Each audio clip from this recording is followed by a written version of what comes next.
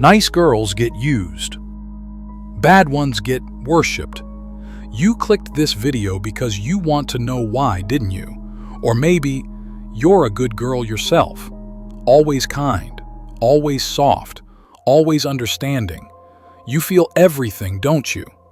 Their moods, their needs, their silence. You carry it all like it's your job to make them comfortable. But let me ask you this, and I want you to hear it like I'm looking straight into your eyes. What's beneath all that? Beneath the kindness, the patience, the endless empathy.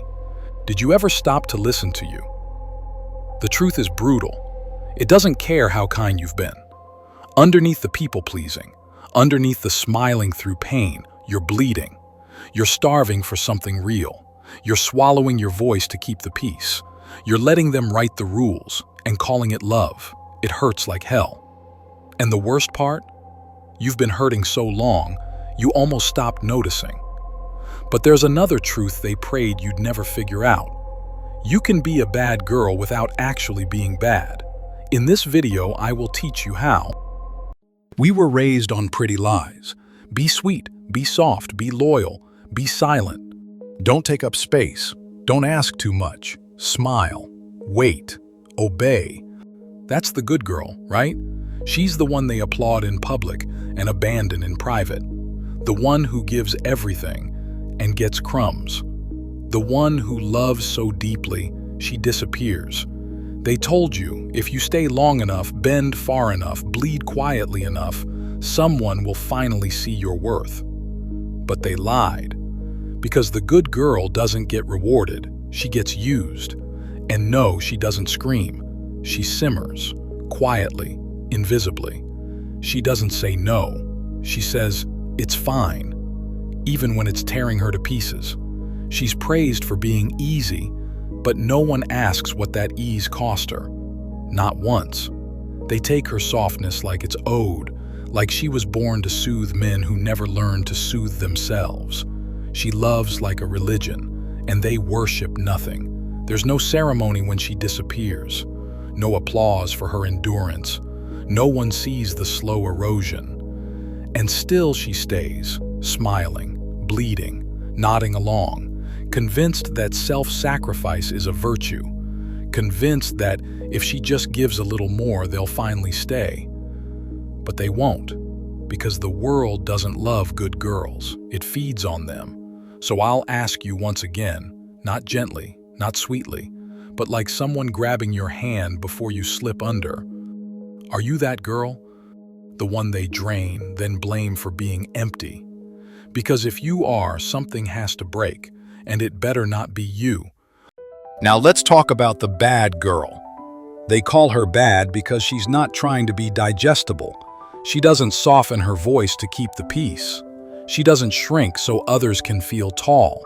She doesn't apologize for the space she takes, the silence she keeps, the standards she refuses to lower.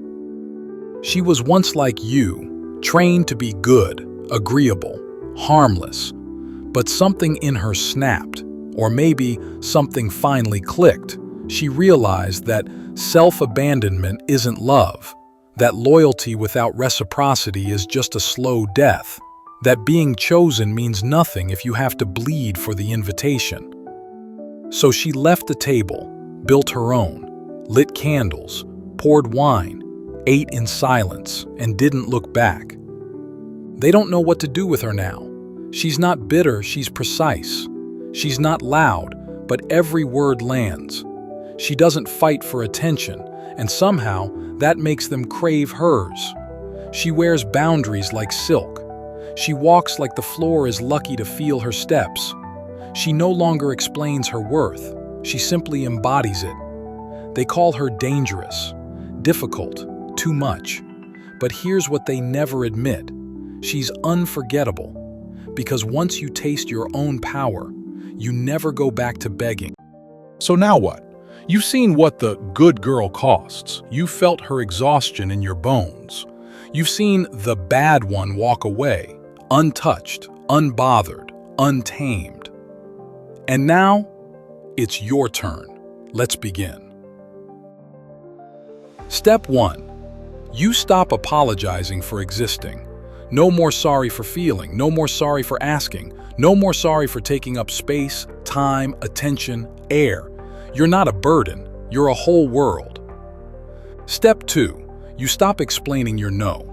You don't owe softness where there's been cruelty. You don't owe access to anyone just because they once had it. Your no is a full sentence, not a negotiation. Step 3. You meet yourself in the mirror and tell the truth. No more fake smiles. No more, "I'm fine," when your soul is screaming. Feel the anger. Feel the hunger. Feel the you underneath all the roles. She's been waiting for your permission. Step 4. You raise your standards like a fortress.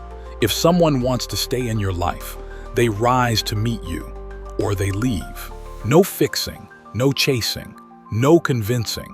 You're not for sale. You're not for rent.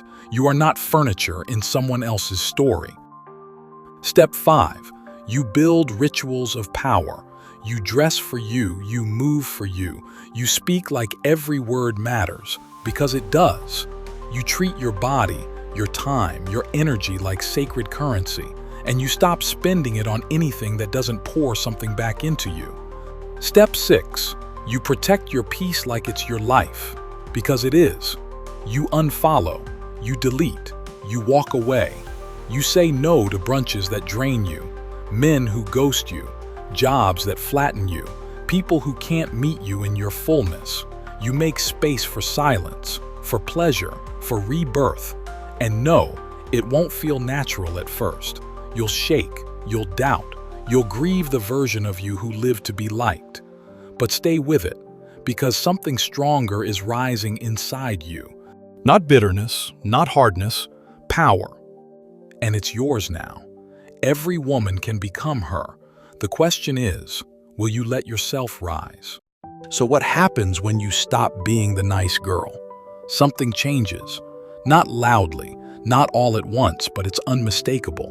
You walk into a room and the air tightens, not because of what you wear, but because of what you no longer carry. No desperation, no performing, no hunger for approval leaking from your smile. You're no longer chasing energy. You are the energy. People begin to pause before speaking to you. They choose their words more carefully, because now you don't entertain nonsense. You silence it with a look. Your time feels richer. Your space becomes sacred. Suddenly, people start showing up with effort, with intention, with the awareness that you are not here to be consumed. You are here to be respected. You stop wondering, what do they think of me? Because your focus is elsewhere. How do I feel in their presence? Your relationships shift, not because you're colder, but because you're clearer. You give less, but it lands deeper. You love without losing yourself. You care without collapsing. There's laughter again, the real kind. There's space for softness, not as currency, but as choice. There's a quiet safety inside your own skin. You're no longer drained. You're charged, rooted, magnetic. You don't beg to be chosen, and somehow now everyone wants in. But you don't flinch. You don't chase. You choose. Because now you know you were never too much. You were simply never meant to be edited. You've learned the rules. Now, watch how the game really works. They may call it bad. Let them. Let them call you bad. Let them call you cold. Let them say you've changed. Because you have. You stopped begging. You stopped bleeding just to be loved. Now your love starts with you, and everything else aligns. They label it bad when a woman is done being used, done pleasing, done performing, done waiting to be chosen. You didn't grow cold. You grew conscious. You didn't lose your softness. You just stopped giving it away for free. This isn't about turning into someone else. It's about returning to the one you were before they made you doubt her. You finally feel that fire in your spine. So who you are now? Definitely not a good girl. Free. Yes. And if that makes you bad, good. Now raise your glass and own it. Subscribe. Share this with a woman who's done being the nice girl.